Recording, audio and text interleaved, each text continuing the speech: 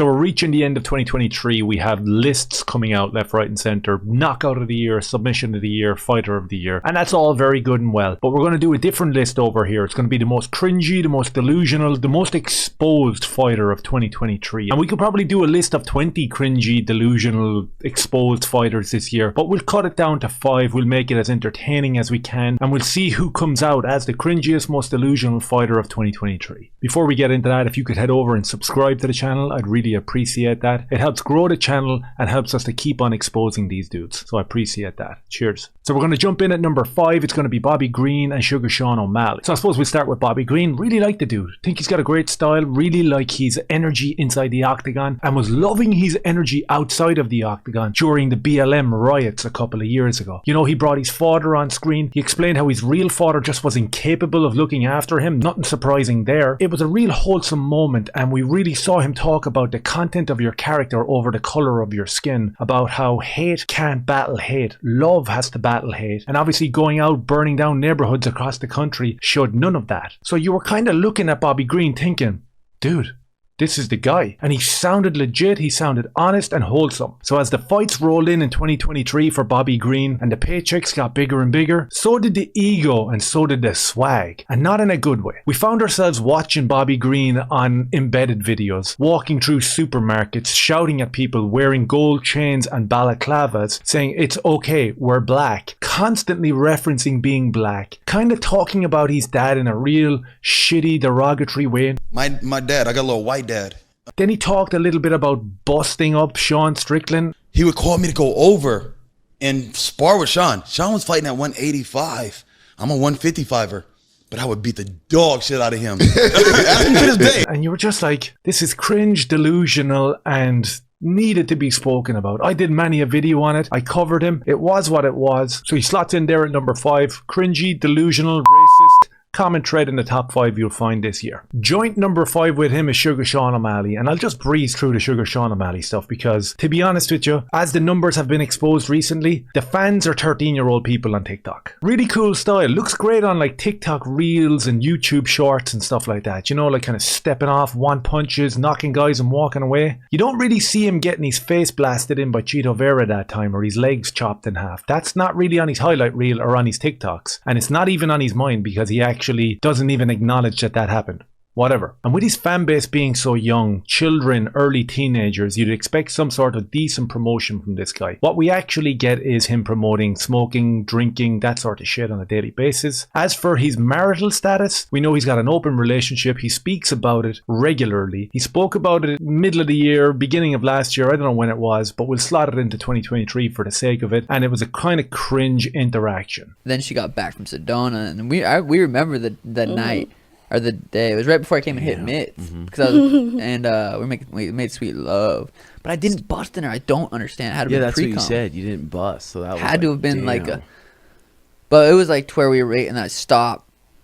So I didn't bust because it was just so cool. What's happened? Are you delusional? The term, I don't even have words for what that is, comes to mind, especially given the fact that the words that I want to use, I'll get demonetized and shut down for. So congratulations to Sean O'Malley for making it into the top 5. That video says it all. Cracking into the number 4 position is Leon Rocky Edwards. There'll be a lot of heat coming at me because of this selection, but I don't care. I have to call it the way I see it. And in terms of delusional, cringy, whatever way you want to look at it takes this year, he's right up there, number 4. We'll start off with his third fight with Kamaru Usman. I mean, I've spoken about it at length. There's threads, there's videos, there's so many people talking about the fact that he cheated through the entire match over and over and over again. And when we came out the back of it, we were led to believe, with the help of the MMA media shills, that this guy was the most extremely elite defensive wrestler in the UFC. Then we jumped to the situation where he actually turned his nose up to what the UFC were asking. They were giving him a fight, he didn't want to take it. He held up the division for full 9 months, talked about randomly jumping up to 185, all this sort of delusional takes. And then finally, when he does take the fight and beats Colby Covington, you have a multitude of delusional takes coming off the back of that as well. Bilal Muhammad doesn't deserve a title shot. There's way more people ahead of him.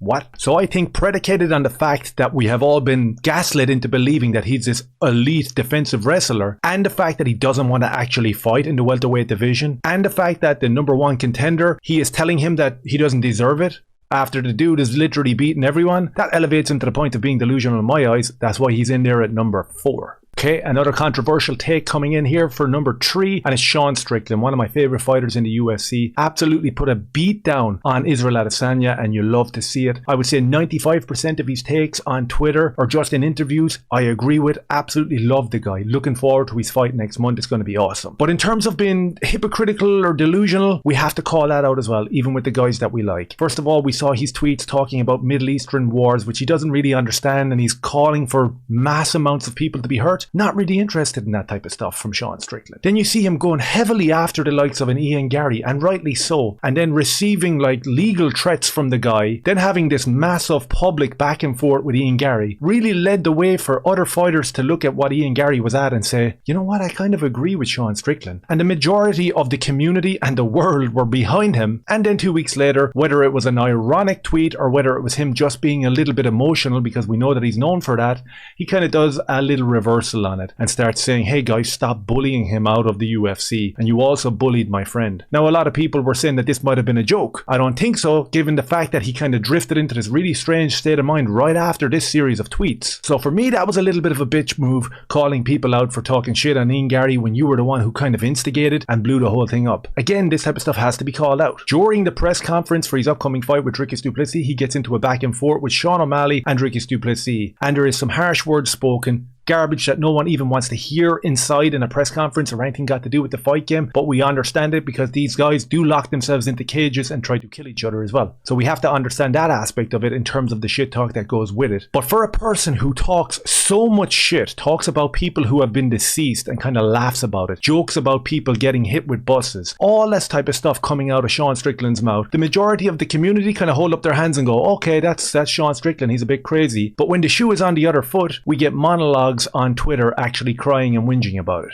I don't know where we're going to go with Sean Strickland in 2024. As I said, he's one of my favorite guys, but that hypocrisy has to be called out, whether he's your guy or he isn't. Just has to be done. That's why he's in there at number 3. Now we're getting down to the crux of who is the most delusional fighter in the UFC 2023. Coming in hot at number 2 is the man himself. It's Israel Adesanya. Boy, did he have a disaster of a year. An absolute disaster of a year. And it wasn't just 2023 that people realized, bro, this guy's cringy. This guy's delusional. This guy's racist. It wasn't just 2023 that this happened. This has been going on for a long time, but we reached a culmination in 2023 with Sean Strickland beating the brakes off him in their last fight. But before that, the exposes were coming hot and fast, and he was done. He was toasted. We can kick right off with the incident with the dog. I'm not even allowed to go into talking about what he did to the dog, but let's just say he touched the dog in a very inappropriate way, in a very sexualized way, right? Then we see him wearing nail varnish, we see him wearing lipstick, we see him lifting his leg inside the octagon, pretending he's an animal and he's marking his territory. The dude is an elite striker. We can all agree on that. Fair play to him. He did get rocked all over the place so many times this year. It's kind of hard to remember that, but he is an elite fighter. Fine. A lot of people say that there's not many fighters like Israel Adesanya who can defend their belt as a champion maybe 5 times in a year. I don't know how many times he's actually done it. I don't know what the record is. But I also don't know how rubbing your genitals off your opponent's back when they're knocked out on the ground plays into being a champion and how that's a good look for you. I'm not sure. But apparently all the MMA media outlets seem to miss that element of him being elite. Maybe it's a coincidence. Maybe they just didn't see it. We can't move past the fact that Israel Adesanya doesn't even try to hide the fact that he's anti-white or there's racial undertones to his performances. We saw it come to fruition against Dricus du Plessis. Someone who never spoke about the colour of skin, spoke about where he was from. That's what it was about with Dricus. Israel lost the plot, went completely insane and just went on a tirade of racial attacks left, right and centre. No MMA media saw it though. Nobody saw it and nobody was triggered by it. So that was cool. He got away with that. He's an elite striker, remember. And we saw how elite he was against Alex Pereira when he got lumped all over the octagon. And we saw it again play out against Sean Strickland where he got walked down and battered over and over again. So I mean, he gets a pass because he's an elite fighter. He gets to fondle dogs. He gets to racially abuse white fighters. That's all cool. And then the cherry on top of all that is that he gets the mouth slapped off him by all these guys. You love to see it. That's Israel Adesanya coming in hot at number 2. So we get the drum roll and we roll into number 1 with the one and only Ian Machado Gary. I'm not even going to have to say too much about it. This guy was exposed in 2023 badly. At the beginning of the year, he started off great. His performances in the octagon were unreal. His interviews were just thereabouts. They were floating under the radar. People were saying like, dude, this guy is a massive contender in the welterweight division. It's going to be so exciting to watch his career move forward.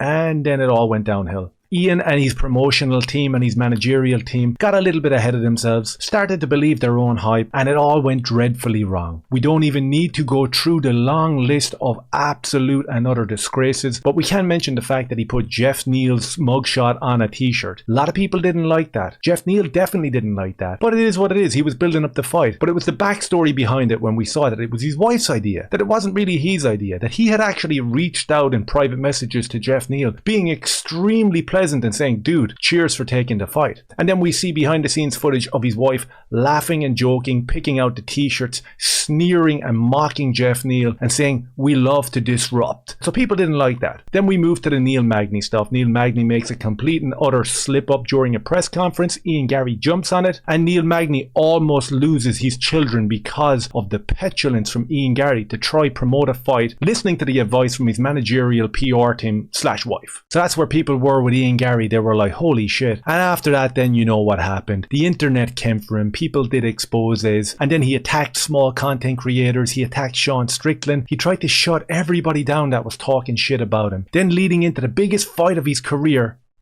he got sick. He didn't make the fight. Speaking for 2 years through his wife like a ventriloquist. He was telling every interviewer that his mentality was elite. We had MMA media guys creaming themselves saying that he is the guy. He's going to overcome all this shit talk. It's not even going to be a factor in his preparation for the Vicente Luque fight. He's just going to go in there, starch him, and show the world that he is the next Conor McGregor.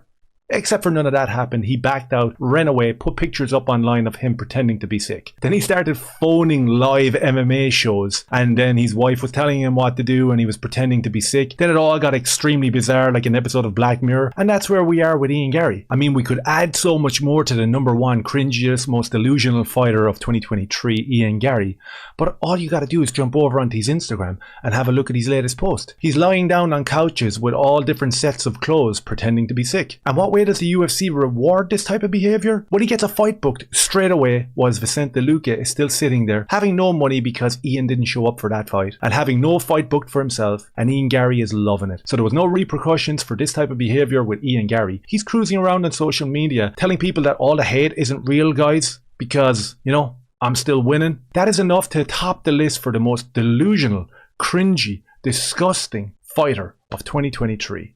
Ian Garry. Let me know your thoughts down below. Like, subscribe, and share. Cheers.